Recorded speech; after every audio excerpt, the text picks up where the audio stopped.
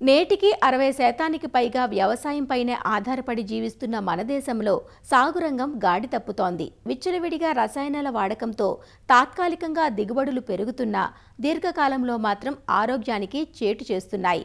భూమి జవసత్వాలు కోల్పోయి చౌడుబారుతోంది. పంటల్లో మిత్రజీవులు చనిపోయి జీవ వైవిధ్యం దెబ్బతింటోంది. చీడపురుగులు రసాయన మందులకు నిరోధక శక్తిని పెంచుకుంటున్నాయి. పంట ఉత్పత్తులు సైతం విషతుల్యంగా మారుతున్న దుష్పరిణామాల దృష్ట్యా అందరి దృష్టి సేంద్రియ వ్యవసాయం వైపు మళ్లుతోంది.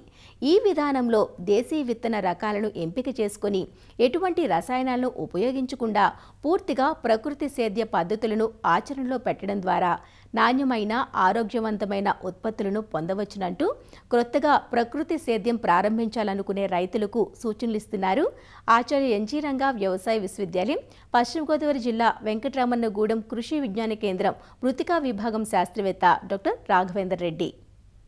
ఈ ప్రకృతి వ్యవసాయం అనేది ప్రకృతిలో భాగంగా మనం ఎటువంటి రసాయనాలు వాడకుండా పండించే విధానాన్ని ప్రకృతి వ్యవసాయం అని అంటాము. వీటిలో ఏ హెర్బిసైడ్స్ కానీ, ఫెర్టిలైజర్స్ కానీ, పెస్టిసైడ్స్ కానీ మరియు ఇతర ఎలాంటి జెనెటికల్లీ మాడిఫైడ్ సీడ్స్ కానీ లేకుండా పండించే వ్యవసాయ పద్ధతి. మామూలుగా సీడ్ ట్రీట్మెంట్ కోసం మనము వివిధ రకాల కెమికల్స్ వాడే బదులు ఈ ప్రకృతి వ్యవసాయంలో బీజామృతం వాడతాము. ఈ బీజామృతం వాడడం వల్ల ఫంగస్ డిసీజెస్ కానీ లేకపోతే సాయిల్ బాండ్ డిసీజెస్ కానీ తగ్గించుకునే అవకాశం ఉంటుంది. దాని తర్వాత మనం ఫెర్టిలైజర్స్ బదులు దీంట్లో జీవామృతం వాడతాము. జీవామృతం రెండు రకాలు, ఒకటి ద్రవ జీవామృతము, రెండవది ఘన జీవామృతము. ఈ జీవామృతంలో మైక్రో ఆర్గానిజమ్స్ సూక్ష్మజీవులు బతకడానికి కావాల్సినటువంటి అన్ని రకాల సౌకర్యాలు, బెల్లము, పల్సు ఫ్లోర్, ఆవు పేడ, ఎర్రమన్ను ఇట్లాంటివి కలుపుకొని సుమారుగా ఒక 6 రోజుల పాటు తయారు చేసిన తర్వాత పొలానికి వాడతారు. ఈ 200 లీటర్లు ఒక ఎకరానికి ఒకసారి చొప్పున వాడాల్సి ఉంటుంది. ఇంకొక ముఖ్య కారకం ఏంటంటే దీంట్లో మల్చింగ్. ఈ కలుపు అనేది సుమారుగా 30-40% దిగుబడిని తగ్గించే అవకాశం ఉంటుంది. ప్రకృతి వ్యవసాయంలో ఎలాంటి కలుపు మందు వాడకుండా ఉండడం అతిపెద్ద సమస్య. అయితే ఈ కలుపు సమస్యను నివారించుకోవడానికి మల్చింగ్ అనేది సాధ్యమవుతుంది. మల్చింగ్ అనేది దాదాపు 2-3 రకాలుగా ఈ ప్రకృతి వ్యవసాయ పద్ధతిలో వాడచ్చు. ఒకటి లైవ్ మల్చింగ్, అనగా మన వరుసల మధ్యలో ఆకుకూరలు వేసి వీడ్స్కి కాంపిటీషన్ ద్వారా వీడ్స్ పెరగకుండా ఆకుకూరలు పెంచుకొని వాటిని రెండవ ఆదాయంగా మనం దీన్ని చూసుకోవచ్చు. రెండవది, మన దగ్గర ఎండాకులు కానీ లేకుంటే కొబ్బరి ఆకులు ఇట్లాంటివి ఏమన్నా ఉన్నా వాటిని సన్నగా చాప్ చేసుకొని వరుసల మధ్య వేసుకున్నట్లయితే వరుసల మధ్యలో ఉండేటువంటి కలుపు రాకుండా చేసుకోవచ్చు. దీని ద్వారా ఇంకొక ప్రయోజనం ఏంటంటే నీరు ఆవిరి కాకుండా నీటిని సమగ్రంగా వినియోగించుకొని మరియు మొక్క వేర్లకు గాలి కూడా సరిగ్గా సోకే విధంగా ఇది పనిచేస్తుంది. నీటిని ఎలా వాడుకోవాలి ఈ ప్రకృతి వ్యవసాయంలో అనేదాన్ని మనము వ్యాప్సా అని అంటాము. 4వ అతి ముఖ్యమైన కారకం. మనము ఎప్పటికీ కూడా భూమిని నీరు లేకుండా ఉంచకూడదు, అలాగే అధిక నీటిని ఉంచకుండా ఉండకూడదు. ఫీల్డ్ కెపాసిటీ అంటాం. అంటే నీటిని భూమి సరిగ్గా పీల్చుకునేటువంటి కండిషన్లో మాత్రమే పెట్టగలిగేదాన్ని వ్యాప్సా అంటాము. ఇలా వ్యాప్సా కండిషన్లో ఉంచడం వలన వేరుకు కావాల్సినటువంటి నీటితో పాటు గాలి కూడా సరిగ్గా సోకి మొక్క యొక్క ఫిజియోలాజికల్ గ్రోత్ అని అంటాము, అది బాగా జరిగి మొక్క ఏపుగా పెరగడానికి వీలవుతుంది. ఇవి 4టిని బాగా మెయింటైన్ చేసుకోగలిగితే ప్రకృతి వ్యవసాయంలో ఎలాంటి కెమికల్స్ లేకుండా కూడా మనము పంట పండించుకోగలము.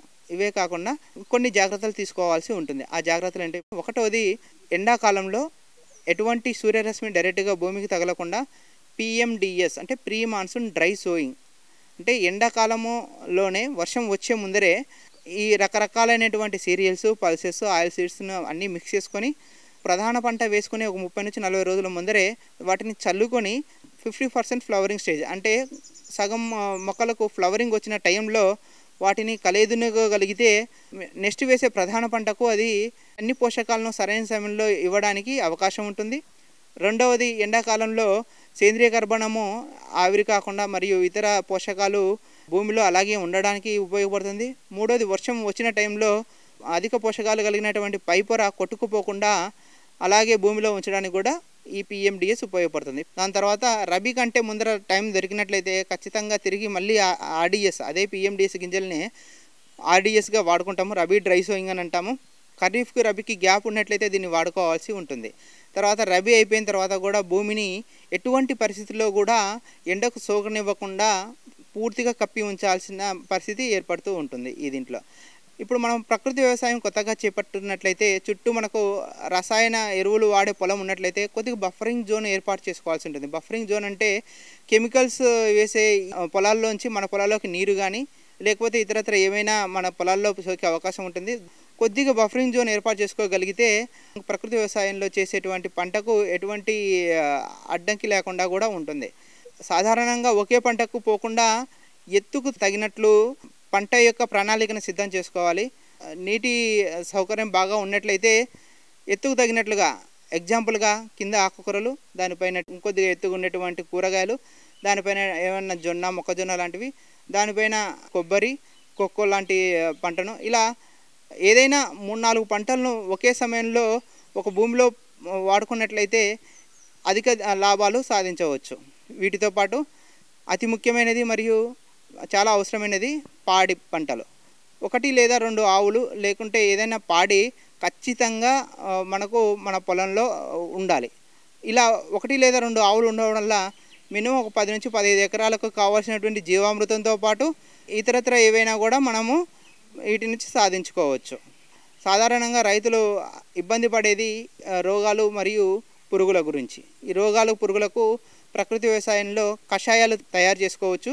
ముఖ్యంగా నీమాస్త్రం, అగ్న్యాస్త్రం, బ్రహ్మాస్త్రం మరియు వావిలా కషాయం లాంటివి ఉపయోగించుకొని పురుగులను కంట్రోల్ చేసుకోవచ్చు. పుల్లటి మజ్జిగ కానీ లేకుంటే ఆవు మూత్రం కానీ ఇలాంటివి వాడి ఏదైనా రోగం వస్తే వాటిని కూడా తగ్గించుకోవచ్చు. సాధారణ వ్యవసాయం చేసే పద్ధతుల్లో రోగం వచ్చిన తర్వాత మనము కెమికల్స్ కొడతాము.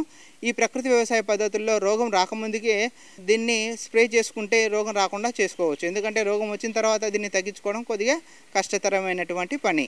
ఇలాగా ప్రకృతి వ్యవసాయం చేస్తూ మన నేలల్లో తగ్గినటువంటి పోషకాలను మరియు నేలల్లో తగ్గినటువంటి సేంద్రియ కర్బనంను పునరుద్ధరించుకొని అధిక లాభాలు సాధించుకోవచ్చు. అయితే మొదటి 1-2 సంవత్సరాలు మనకు దిగుబడి తక్కువగా వచ్చినప్పటికీను దాని తర్వాత ఖర్చుకి తగినటువంటి ఆదాయం ఖచ్చితంగా వస్తుందని ఈ రైతుల యొక్క అనుభవాలు తెలియజేస్తున్నాయి.